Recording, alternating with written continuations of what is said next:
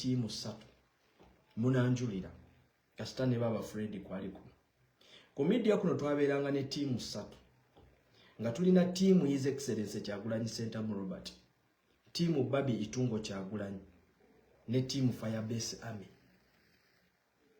Team ezi 3 nga bwe twatula wansi ne twewe eddimu ly'oku media wano ng'ekigendererwa kyaffe ku promotinga His Excellency Kyagulanyi Ssentamu Robert. Nga tisi tugenda mu promotinga yeka, tugenda mu promotingirako ne First Lady in waiting Babi Itungo Kyagulanyi.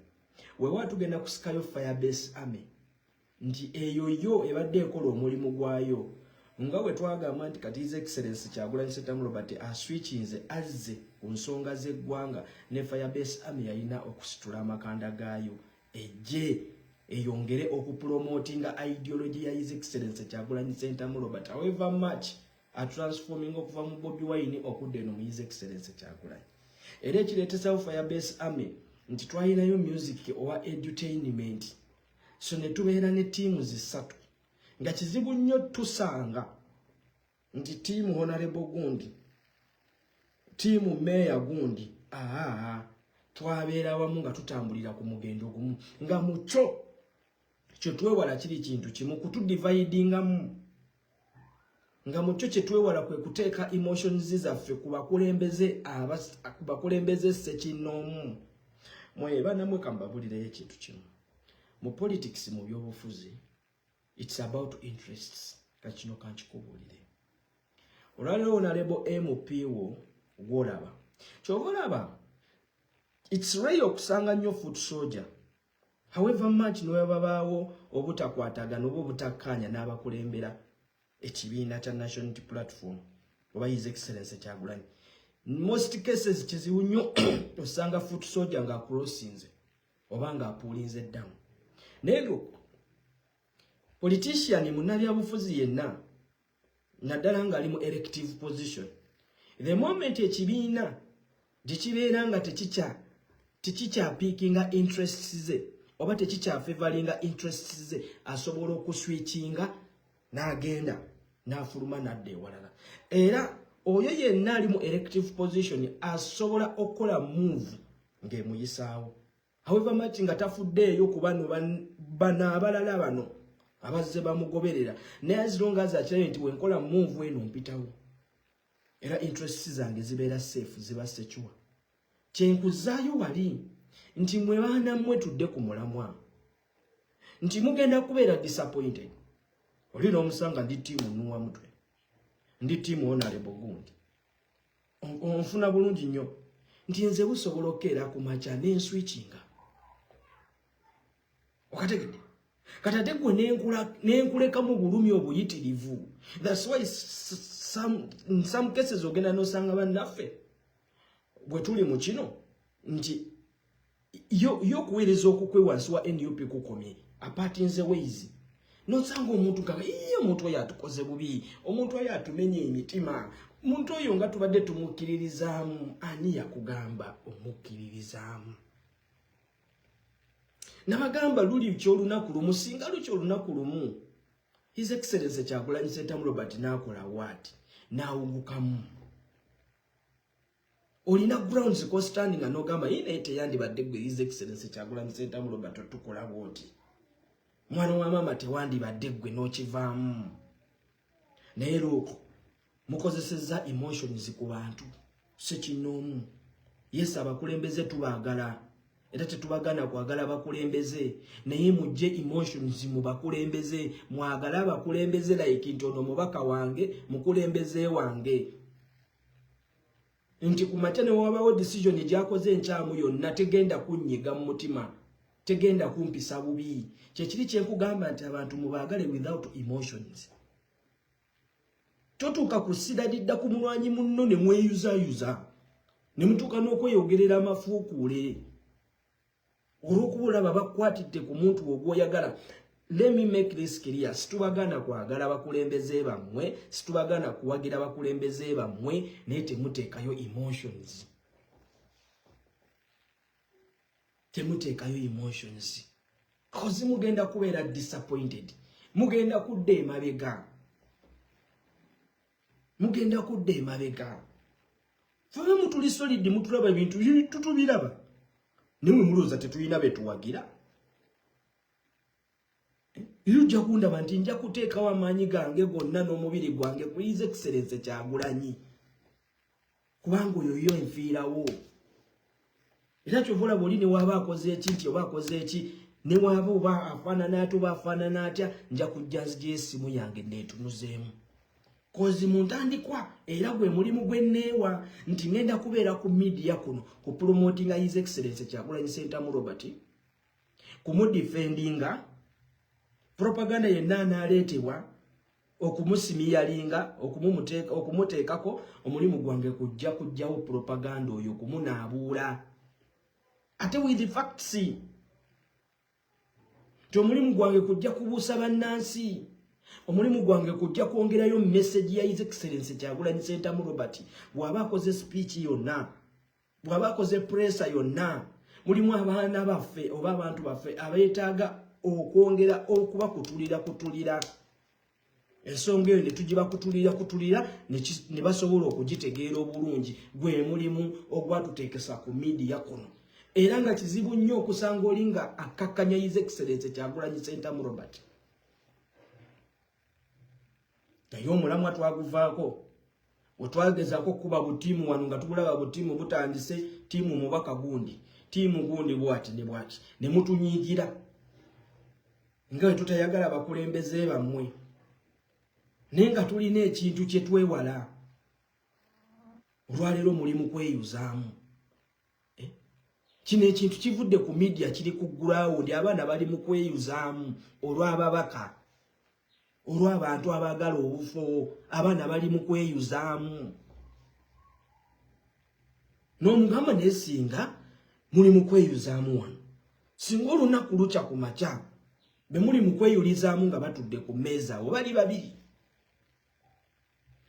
singa lukya ku makya ekibiina kiwakera ku makya n'ogamba okikkiririzaamu nekikola okusalawo ng'okusalawo ko tekuli in favor of you ogenda kukola otya samuwano n'omutuka n'agamba nze we batawoono ekibiina nkivaamu ekibiina nkiyiwa era bwe batawoono mugenda kutulaba ekituvaamu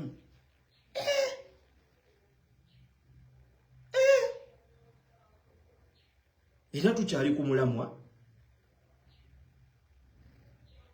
mulamwa mumwebuuze ffe lwaki tetufaayo oba bawadde ono oba wadde oli okiwuliriza nti ffe tumanyi kiki kye twetaaga kiki kye tutunuulidde okiwuliriza nze olunaku lwe mulindaba nga ndi down lwe lunaku His Excellency Kyagulanyi Ssentamu Robert lwaliva ku mulamwa nze olwaleero ng'osobola okunsanga nti ntunuulidde akafo nti nina akafo nga mmanyi ntambula n'omusajja agenda okukwata enkota y'ettooke nze nga nina essuubi nti ntambula n'omusajja agenda okukwata enkota y'ettooke nga waba akutte enkota y'ettooke nina nsobola n'okukwata nsobola n'okwewagulirako ekiwagu mpozi nga nze musiru mpozi nga nze atalabayo yinza omwambe nti in fact sobola nakukkiriza enne chance yonna ejja nti egenda kunsegula okuva ku His Excellency Kyagulanyi kyova olaba nze nga nze neeyogerako nze nzekka nnwana bwezizingirire okulaba nga siseseetuka wali His Excellency Kyagulanyi Ssentamu Robert ne munajja nonamba ati nuwa mutwe kakati ozitoye nuwa mutwe kakati nawe olina okubaako wewe stationinga nuwa mutwe kakati nawe olina okubaako akafo k'otunuulidde nedda ssebo mukama wange nedda era ne wemba akutte ekinyegenyege mu mutima neekwane nga nuwa mutwe ddamuko ku magezi nuwa mutwe tereera nuwa mutwe tegeera okiwuliriza olina ekinene ky'otunuulidde maaso gonaagenda nakana akatono kagenda kuwugula ku kiri ekinene ekijja nze abaana mbagamba nnyo tugoba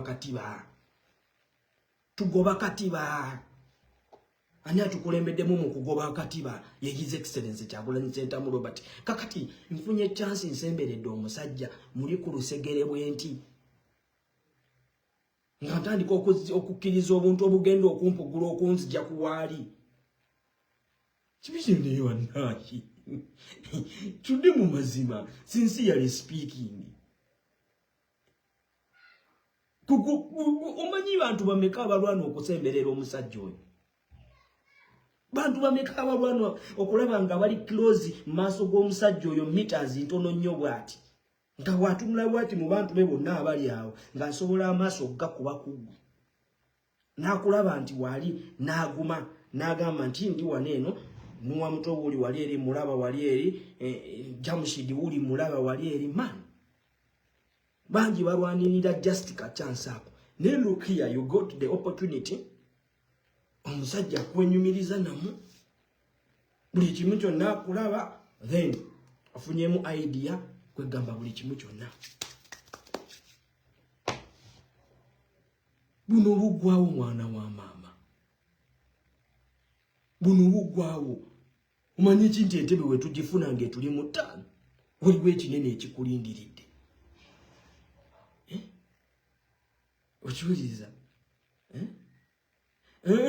Enule Chemba muganda wange toyinza kuŋŋamba nti His Excellency Kyagulanyi Ssentamu Robert mujjemu essuubi ow'emyaka 5 nga mwasobola okuyimirira ne dokita emyaka 2 nga mumulinamu essuubi mpaka nakati dokita mukyamulinamu essuubi. Mumanyi dokita yasobola era dokita alina essuubi erikwata ettooke. Erikwata enkota y'ettooke. Enule Chemba tubeere fair. Mubeere b'amazima. Amagye amavundu n'amayinja ge mukasukidde His Excellency Kyagulanyi Ssentamu Robert mu myaka gino 5. Wallahi ya Mungu singa ne bannayuganda ge magye ge gamu ge bakasukira Dr. Kizza Besigye emyaka 5 nga kyajje afuna obuganzi mu bantu mu bannansi yandibadde wa Dr. Kizza Besigye. Ate yalina CV ezitowa nti yaliko ne General Museveni mu nsiko. Yamukubako empiso. Amumanyi bulungi nnyo era amutegeera. Waba yasobola okujja mu bannansi ne bamwaniriza bulungi nnyo mayinansi okugamba nti ono ayinza okuba be bamu munnaye bali mu nsiko eri ayinza okuba ono ya mu station nze yamulese. Bannansi ne baniriza Dr. Kizza Besigye era ne batamukosoninga emyaka 5 egisooka ne batamukosoninga emyaka 5 egyokubiri gye emyaka 10 ne batamukosoninga emyaka 5 emirala omulundi ogwokusatu gye emyaka 15 ne batamukosoninga emyaka 5 emirala omulundi ogwokuna gye emyaka 2. Olwaleero muyina Odeste eyimirira ne mudda ku muvubuka His Excellency Kyagulanyi Ssentamu Robert ne mutandika omucriticizinga ne mungamba nga walemereddwa era talinte waliwo na ssuubi lyakwata nkota ya ttooke. Mbasi bategeera. Look for example tutunule nti ku mulembe gwammwe bwe mwabeerera mu byobufuzi era nga mulwanyisa General Museveni bavubuka bameka abaali beenyigira mu byobufuzi bino. Eno Chemba tudde mu mazima. Mpozi mutugambe nti mu ebyobufuzi oba ensonga z'eggwanga mwali muzaagala zisigale mu middle class, zisigale mu bannamateeka balooya, zisigale mu badokita of which ne badokita tebayingiranga nnyo mu byabufuzi bino. Mutugambe nti ebyobufuzi mwali mwagala bisigale ku bannamateeka, ebyobufuzi bisigale mu mmwe ba graduates okuva e Makerere abeeta balandi friends. Ne you criticizing His Excellency Kyagulanyi Ssentamu Robert ayingiza ebyobufuzi mu informal sector. Njulaleero osanga wa boda ng'ekibozi kyakunyumiza nsonga zikwata ku ggwanga.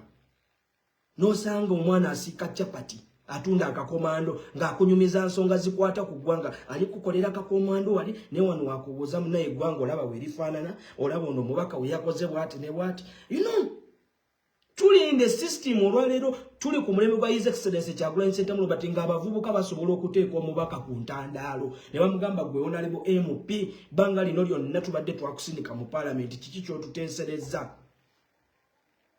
Tuli ku generation Kyagulanyi gwe mu criticizing nti tuva mu elections emboozi ekwatagana n'okulonda n'esigalawo nga weeri emyaka 5. Emyaka 5. Emyaka 5 Enule Chemba mbuulira ku mulembe gwa Enule Chemba mubadde mugendanga mu election okulonda oluggwa bannayuganda ne badda ku byabwe.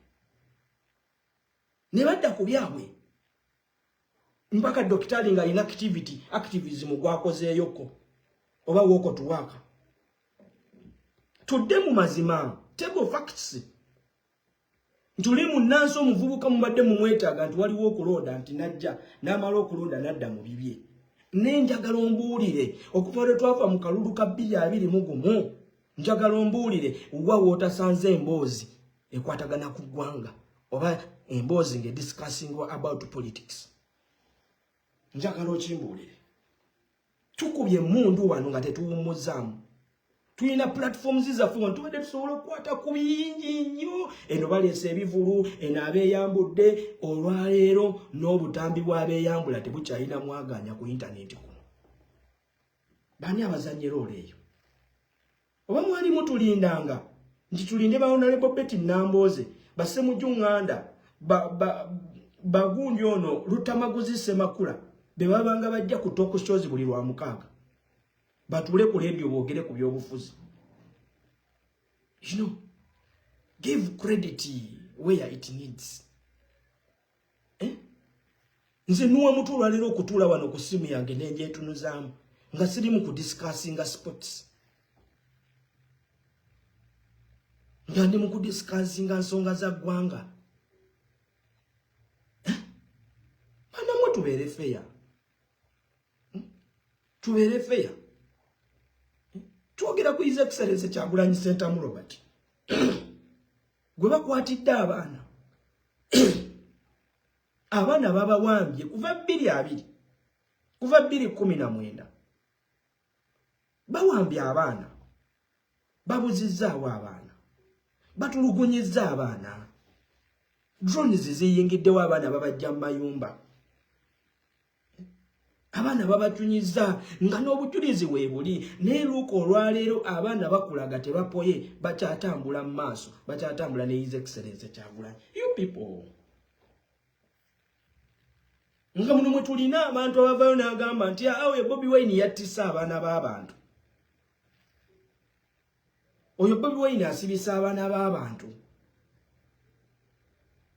okiwuliriza oyo Bobi Wine abuzaabuza abaana b'abantu Yode same people abagamba nti Kyagulanyi asirise tavuddeyo kunga bavubuka bw'abayo n'akolako statement emu bweti nti kakati mumulaba agenda kuttisa abaana b'abantu ababe bali eri Bulaaya ye kati ali wano akunga abaana b'abantu bantu mmwe mwagala ki